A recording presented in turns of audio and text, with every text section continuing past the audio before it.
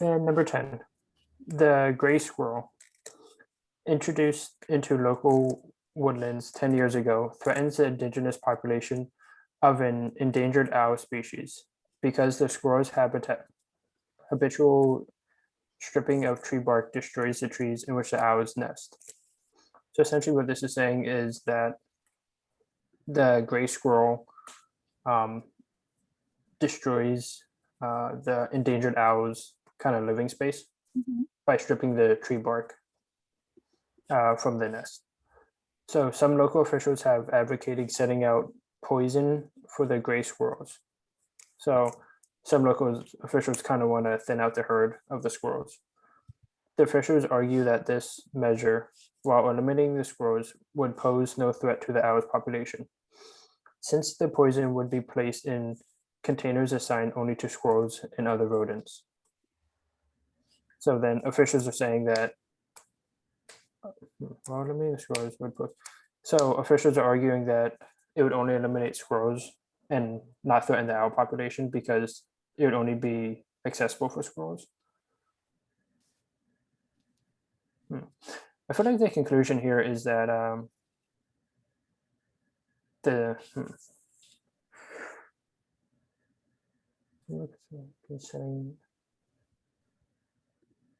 so since the poison would be placed, okay, so the conclusion is that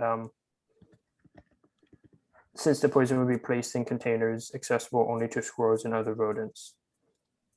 So the officials are arguing. So since it's going to introduce our premise, right? So this is our premise.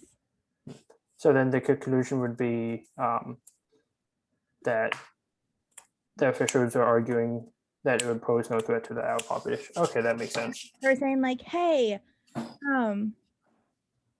yeah, so we're like, hey, if I put out this poison for the squirrels, it will eliminate the squirrels and not be a threat to the owls.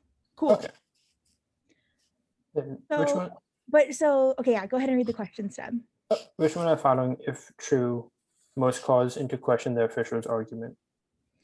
So this is going to be a weaken question. So we want to bring in something that's going to weaken this conclusion that the poison would, or sorry, that the that this poison would either like not eliminate the squirrels or would actually be a threat to the owl population. So can you predict something like what could be true that would like weaken this conclusion? Okay, and also too, this would be a bottom-up question, correct? Yes. If we're bringing something in, okay. Yep. So my initial thought after kind of just reading that last, the last sentence is, even if it is only accessible to squirrels and other rodents, the owls eat squirrels or other rodents. Excellent. So like, what if you take away all their food? Yeah, so it would still harm them. Okay, great. So then A, one of the species whose members are likely to eat the poison is a red squirrel, a species on which owls do not prey. That doesn't do anything. Then B, the owls whose nesting sites are currently being destroyed by the gray squirrels feed primarily on rodents. They're currently being destroyed. I like B. Yeah, that's exactly what you predicted, right? The owls eat the rodents, and the rodents can get to that poison. All right. What about the next one? Then no indigenous population of any other bird. I really don't like this species apart from the owl is being threatened by the gray squirrels. I don't like C at all because we're only worried about the owls at this point. Right, and we're trying to prove it wrong. And this just like says like, yeah, we don't even have to worry about these other things either. Like, yeah. Then D, the owls that are threatened build their nest in the tops of trees, but the gray squirrels strip bark from the trunk. So that's not really doing anything to weaken it. It's more or less just justifying the squirrel's actions. Yeah. Then E, the officials' plan entails